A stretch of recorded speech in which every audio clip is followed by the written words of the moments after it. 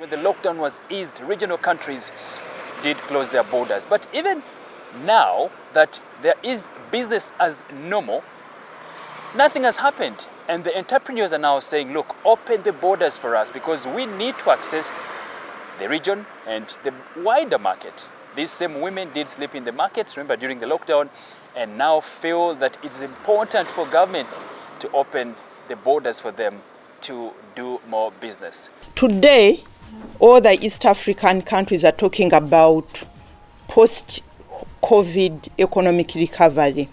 And in that debate, opening the borders should be one of the key actions.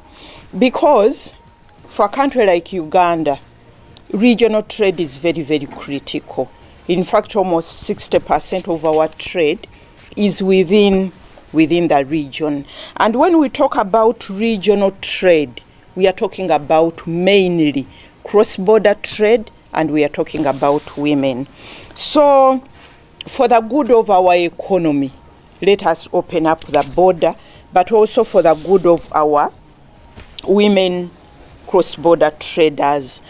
And I would also like to call upon our government, the 6 East African governments, also to address the challenges in the regional trade. You remember before the closure of the borders due to COVID, the Rwanda-Uganda border was already closed.